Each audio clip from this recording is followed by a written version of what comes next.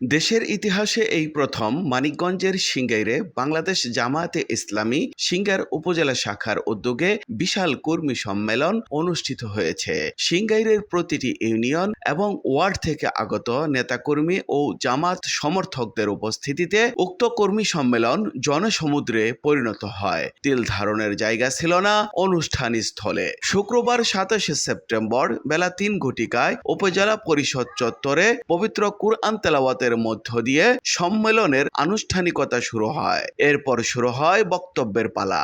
বক্তার বজ্র কণ্ঠ প্রতিবাদে ফেটে ওঠে।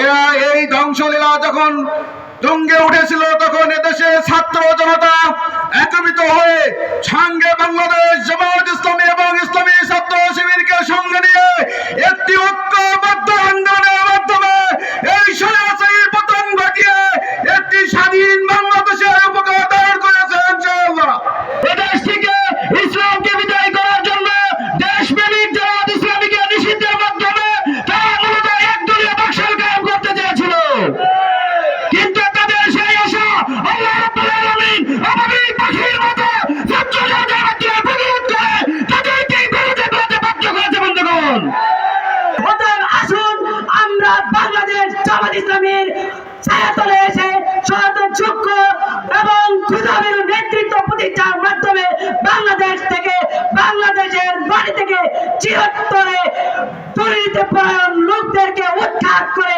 আল্লাহর বিধানকে প্রতিষ্ঠা করে বাংলাদেশে একটি সুবিচার এবং ইনসাফপূর্ণ সমাজ প্রতিষ্ঠা করা উদাত্ত আহ্বান।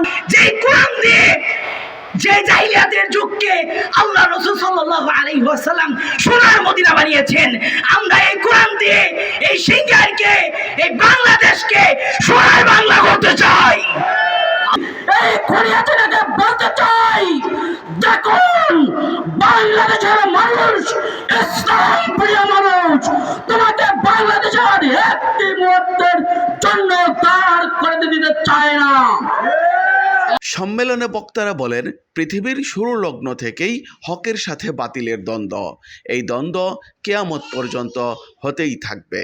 বক্তারা আরও বলেন, আমরা যদি হক ও সত্যের পথে থাকতে পারি তাহলে বাতিল আর কোনোদিনও মাথাচাড়া দিয়ে উঠতে পারবে না।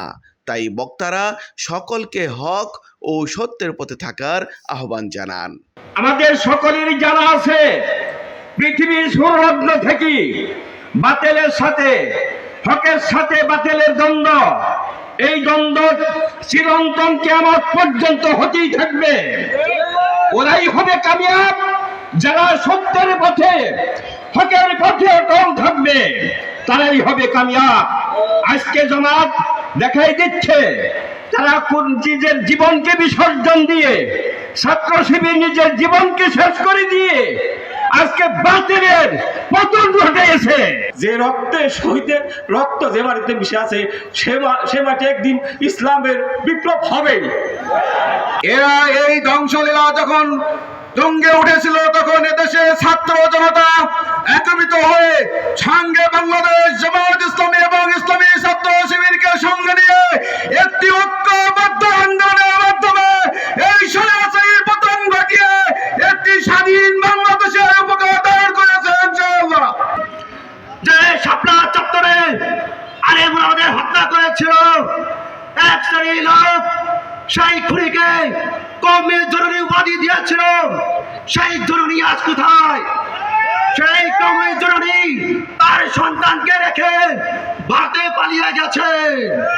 এই সিংগাইর উপজেলাকে ইসলামের একটা দুর্জয় ঘাঁটিতে পরিণত করার জন্য আজকে থেকে জান এবং প্রাণ দিয়ে আমরা কাজ করবো ইনশাআল্লাহ, যাতে মানব সমাজে ইনসাফ কায়েম হয়, সুবিচার কায়েম হয়। আমরা 5ই আগস্টে যে বিজয় অর্জন করেছি, মূলত এটা বিজয় নয়, এটা বিজয়ের সূচনা মাত্র। আমরা যদি এই বিজয়কে ফলপ্রসূ করতে চাই, আমরা যদি এই বিজয়কে অর্থবহ করতে চাই, আমরা যদি এই বিজয়কে স্থায়িত্ব দিতে চাই, তাহলে আগামী দিনে এদেশে আল্লাহর আইন এবং সৎ লোকের শাসন প্রতিষ্ঠা করতে হবে। আজকে জানলাম এই সিঙ্গারের আরো 2 জন ভাই শহীদ হয়েছে, তাদের রক্তের বিনিময়ে কেনা এই জায়গাটুকু আল্লাহর কাছে আমরা কোনোদিনই আর বাতিলের কাছে ছেড়ে দিব না। এই তো বাংলাদেশের গণমানুষের সংগঠন মজলুম সংগঠন বাংলাদেশ জামায়াত ইসলামী সিংগাইর উপজেলা শাখা কর্তৃক আয়োজিত ছাত্র আন্দোলনে, ছাত্রদের আন্দোলনের উসিলায়, ছাত্র জনতার আন্দোলনের প্রতিরোধের মুখে দেশ থেকে স্বৈরাচার যে বিদায় হয়েছে হাজার হাজার ছাত্রদের জীবনের বিনিময়ে, আমাদের এই সোনার দেশটাকে পুনর্গঠন করতে হবে কোরআন দিয়ে। কি দিয়ে? কোরআন দিয়ে পুনর্গঠন করতে হবে, কারণ কোরআন ছাড়া মানুষের জীবনে কখনো শান্তি আসে না।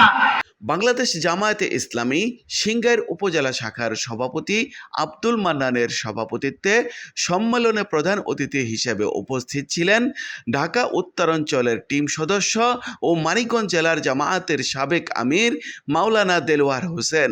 বিশেষ অতিথি হিসেবে উপস্থিত ছিলেন জামায়াতে ইসলামী মানিকগঞ্জ জেলা শাখার আমির হাফেজ মাওলানা কামরুল ইসলাম, বাংলাদেশ ছাত্র শিবিরের সাবেক কেন্দ্রীয় সভাপতি মোহাম্মদ জাহিদুর রহমান, শ্রমিক কল্যাণ ফেডারেশন সিংগার উপজেলা শাখার সাধারণ সম্পাদক মোহাম্মদ উল্লাহ এবং বাংলাদেশ জামায়াতে ইসলামী জয়মন্টপ ইউনিয়নের আমির মহিবুল্লাহর সঞ্চালনায় বক্তব্য রাখেন জাহাঙ্গীরনগর বিশ্ববিদ্যালয়ের ছাত্র শিবিরের সাবেক সভাপতি ও মানারাত ইন্টারন্যাশনাল ইউনিভার্সিটির পরিচালক আব্দুল কাদের, সিংগার উপজেলা শাখার ওলামা বিভাগের সভাপতি মাওলানা হাবিবুল্লাহ, বাংলাদেশ জামাত ইসলামী মানিকগঞ্জ জেলা শাখার আইন বিষয়ক সম্পাদক অ্যাডভোকেট মোহাম্মদ আনোয়ার হোসেন, মানিকগঞ্জ জেলা ছাত্র শিবিরের সাবেক সভাপতি হাফেজ মাওলানা আবুল কালাম আজাদ, সিংগার উপজেলা শাখার সাধারণ সম্পাদক মোহাম্মদ আবু জিহাদ, পৌরসভা জামায়াতের সভাপতি আরিফুল ইসলাম, থানা শ্রমিক কল্যাণ ফেডারেশনের সভাপতি সিদ্দিকুর রহমান, পৌরসভা শ্রমিক কল্যাণ ফেডারেশনের সভাপতি সাইফুল্লাহ মানসুর সহ অনেকে। এছাড়া বিভিন্ন ইউনিয়ন ও ওয়ার্ডের নেতাকর্মী বক্তব্য রাখেন। এর আগে এদিন জুম্মার নামাজের পর বাংলাদেশ জামায়াতে ইসলামের পক্ষ হতে বৈষম্য বিরোধী ছাত্র আন্দোলনে শহীদ সিংগাইরের সাদ মাহমুদ ও তুহিন আহমেদের পরিবারের হাতে নগদ 2 লক্ষ করে টাকা সহযোগিতা প্রদান করা হয়।